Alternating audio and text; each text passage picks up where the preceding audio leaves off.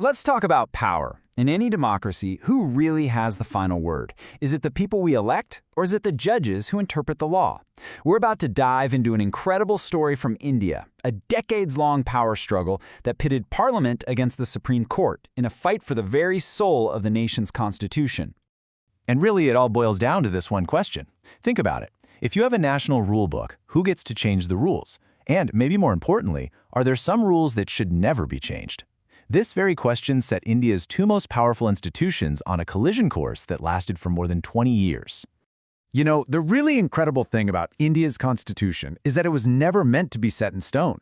The people who wrote it knew that a country changes, society evolves, and the rules have to evolve too.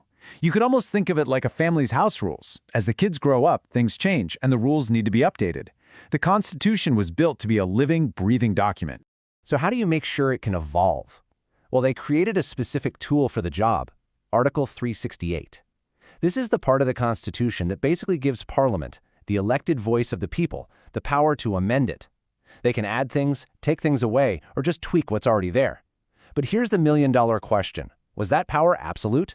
Could they literally change anything they wanted? And believe it or not, this fight kicked off almost right away, just after India's independence.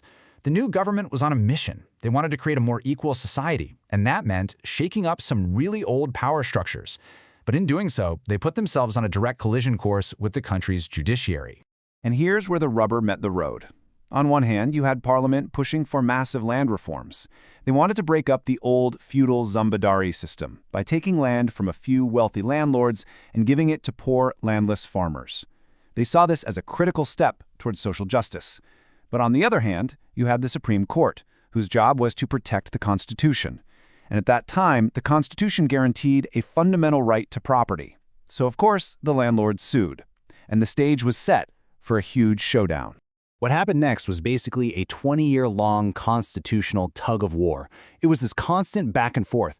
Parliament would pull in one direction, and the Supreme Court would pull right back.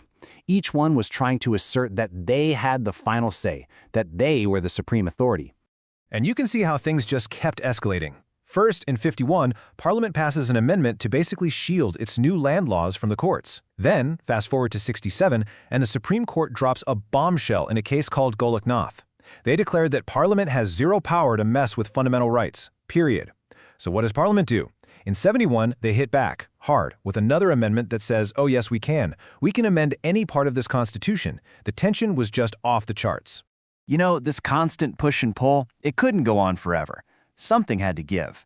And it was all building toward one single ultimate showdown, a legal battle that would finally settle this massive question of power once and for all.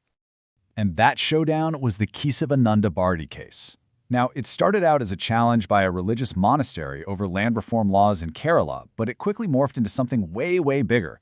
It became the definitive fight over the very nature of Parliament's power to amend the Constitution. Everything was on the line.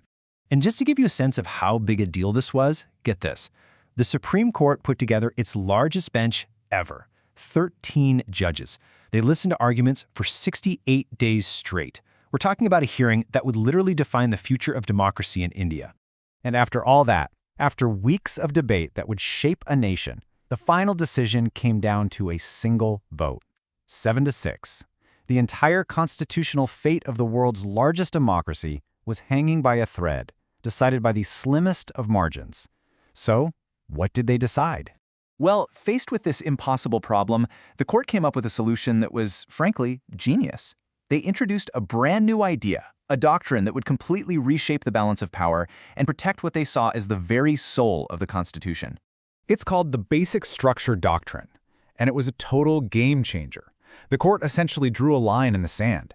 They said, okay, Parliament, yes, you have the power to amend the Constitution, but, and this is a huge but, that power is not unlimited. You cannot use it to damage, destroy, or change the core identity of the Constitution, its basic structure. The best analogy I've ever heard for this is this one right here. The court was saying that Parliament could change the Constitution's appearance, give it a facelift, make some cosmetic changes, but it couldn't touch its fundamental skeleton. You can't change the very thing that gives it its shape and holds it all together. So what exactly is the skeleton? Well, the court was pretty clever. They never gave a complete, exhaustive list. But over the years, through various judgments, we've come to understand what these core pillars are. We're talking about things like the Constitution being the supreme law of the land, democracy, secularism, the separation of powers between the branches of government, and the federal system. These things are the non-negotiables. And this brings us right to the heart of a debate that is still very much alive today. Is the basic structure doctrine a brilliant masterstroke that protects democracy from being destroyed by a government with too much power? Or does it mean that a handful of unelected judges can overrule the will of the people's elected representatives? It's a fascinating question, and there's really no easy answer.